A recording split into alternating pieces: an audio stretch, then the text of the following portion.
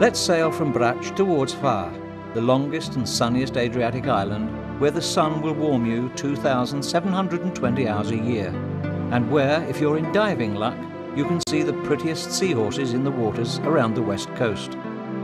On the slopes of the island's hills grows the Mediterranean's highest quality lavender, and along the road from Vrgada to Humac, you can come across a farm of some of the world's most inquisitive ostriches. Before starting our school trip, a word of warning to yachtsmen. The winds in the channels around Hvar will often be stronger than elsewhere, and the mitigating maestral often creates very fair-sized waves in the Hvar channel in summer. We'll start our voyage around Hvar from the centre of the northern side of the island, from picturesque Jelsa, fairly much exposed to the Bora, where sailors can tie up in a depth of 2 or 3 metres on the western side of the quay, in front of the harbour master's office, while the eastern quay is meant for regular shipping lines.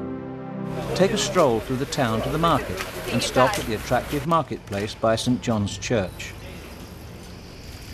On the western leg you can anchor and bathe next to the nearby Glavica Point, and then sail into the remarkable little place called Vrgada, which, with its canals, suggests a miniature Venice. As well as a marine filling station, there is a marina in the town, and above it the Gardaland restaurant, where they do an excellent cuttlefish risotto. In the town there is a unique church and fortress of St. Mary's, built quite out of the ordinary pattern, which really deserves a visit. We'll sail on to the west, where the first comfortable anchorage is provided by the southern side of the naturist island of Segla, and then go on to Basina Bay, that with its 3 inlets provides good shelter. The voyage on towards Starigrad is marked by numerous coves, but in many, anchoring is forbidden because of the marine cables, which is, luckily, not so in the case of the deep bay of Zhukova, a good refuge and a nice place to swim in, where you'll think you've tied up in some saltwater lake. If you turn off after Kabul Point into Starigrad Bay, drop anchor and have a swim in one of the 7 inlets of Tijat Bay, the best natural haven in this part of the Hungarian coast. In Starigrad itself, try to find a mooring on the southern quay after the pier with the lighthouse, and then do take a walk along the narrow little streets, look in at the Hektorovich summer mansion, and, when you're hungry, drop in at the Urin Podrum Tavern for anglerfish in lemon sauce. In the next part of the voyage westward toward Pellegrin Point, there is once again a quite rugged coastline with a dozen coves, particularly Gracisce, Lucisce, Bericina, and Stiniva, all 4 of them with nice beaches for swimming and sunbathing, and the last with a jetty for mooring at. We ought also to mention the pleasant anchorage in Dugi Bay, and the next one, Paria, stands out for its beauty, its idyllic little wood and its restaurant, although it has dangerous shoals on the western entrance.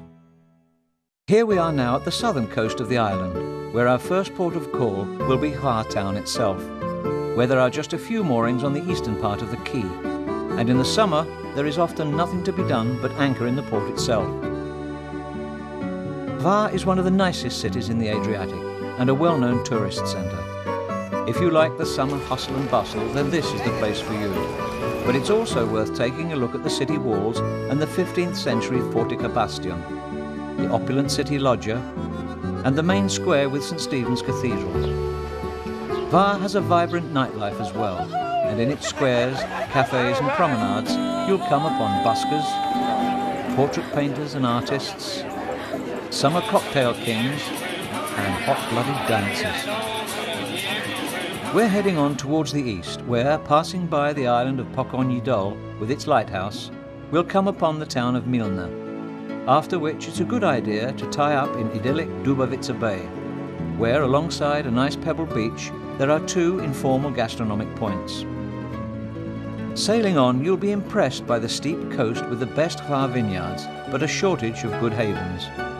In fair weather, it's sensible to stay in the little port of Zverninac or in the town of Zaglav, the logical point of departure for the neighbouring island of Scedro. Between sailing on round Hvar and exploring the interior, we opted for the latter, because of the exceptionally attractive and real little villages scattered around the centre of the island. Set aside some time for a visit to idyllic Brussia, where some of the inhabitants have made museums in their own houses, and where the local donkeys have an unusual penchant for football. And then move on over Old Grablia to look around Zirje, Vrgada, and the original little place called Pitve, where it's worth dropping in at Komin, a tavern serving organic food. If you go on the same road towards the south, you'll pass through a remarkable tunnel dug out of solid rock. And then turn down to Sveta Nedjelja, where it's worth tasting the fine wines in the Plenković winery.